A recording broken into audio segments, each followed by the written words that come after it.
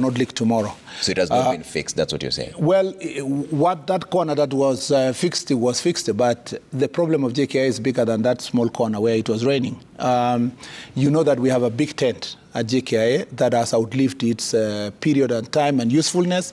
We know that the dilapidated infrastructure at the airport, particularly the Terminal 1E, and even in the domestic terminal, is something that needs to be fixed. Even where rehabilitation was done, some of it was not done up to the standard that was required. That is why, you remember I put together a committee, and that committee, you know, I saw some people making fun of why I put a committee. I think, first of all, let me say this. We found JKIA having many challenges. And JKIA is not a problem of, and when I say this, many people say you're blaming President Uhuru. Why would I blame President Uhuru and not blame President Kibaki or President Moi? You know, JKIA is many years behind schedule in terms of what we needed to do to keep ourselves, our airport being more modern. And I said earlier in my comments here, and I know many people were sending me messages and telling me, oh yeah, what do you mean by saying that Rwanda is an autocracy? Autocracy is not a bad thing. Many people in Kenya have said that we should have what is called, they call it benevolent dictatorship. Rwanda have chosen a certain form of leadership where they give strength to their president, and their president has used it for positive good. Okay. That's why our friends, for example, who have gone to Rwanda, realize that Rwanda now, without so much debate, are building a new airport with a new runway, because decisions are made. You know, there will be no court order, there will be no injunction, there will be no debate. So the same thing that we are talking about here, we are behind schedule. Why am I also using the Rwanda example? We should have built our new terminal in 2014. But because of the fights that we had between ourselves, the contractor was asking extra money, about 10 billion, and then President Uhuru Kenyatta just terminated the agreement. And then again, there was a question of how to terminate that agreement. When I was appointed, I promised the country that the first thing we were going to do is to make sure that we sort out that case, because it was in France and it was going to cost the country almost 20 billion shillings. Thankfully, with the support of His Excellency the President, we have been able to do away with that case and amicably with the contractor. And now we have started the process of advertising for construction of a greenfield terminal that will be done under PPP. And that advertisement is going by mid-January next year. And hopefully by, as I said, by 2027, we should have a new terminal that will sort out all this mess that should have gone to infrastructure. Let me tell you, it's an embarrassment. Yeah, it's an embarrassment that a generator cannot kick in an airport.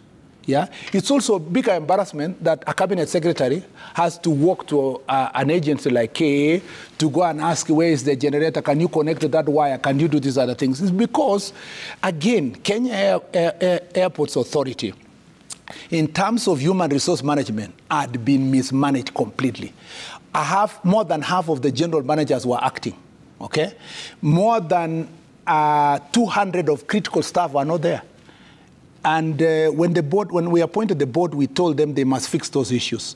Already they're almost done with fixing the general managers, the managers of various sectors. Can you imagine our airport does not have even a maintenance policy? You don't have a clear system of maintenance of the infrastructure. That is why we were sitting there and we are testing now generators. We don't know. Today you go there, they tell you, okay, the generator will be connected. You go back and they say it cannot synchronize. You heard the Deputy President mentioning about the challenges that we have had in terms of those generators. We shouldn't be debating about generators, but we are doing. Why? Because there is a systemic historical problem. Okay. And I have told the board that once we finish all this process of human resource, I believe that you can have the best equipment, you can have the best system, but you must have the best people to run these systems. And I believe that because this process is going to end before mid-January, all these senior staff will be in place. We should be able to now advertise the position of the managing director and get a full-time, not an acting managing director. I tell you, Trevor, that we are going to turn the fortunes of the airport. But let me mention a few things that we've done. One, when we came in, there were consistent power blackouts. Forget about generator that was only affecting a few terminals at JKIA. In Eldoret, it was getting dark. A plane could not take the runway. You see the lighting at JKIA never affected the runway, never affected the control tower. But the Eldoret one was bad. We made sure that the contract was put in place and was fixed. Okay. We made sure that we opened new routes in Kakamega. Now passengers are flying to Kakamega, in Kabunde, both in Homa Bay and in Migori. Gloria Orwoba is complaining about Kisii. Kisii, yes, I'll come to the Kisii issue. And then, you know, we have extended the runway in Diani. And I managed to sit down and negotiate for some squatters who are there. Now, Diani planes can fly, Jumbo Jet can fly having full passengers because we have sorted the issue of Diani.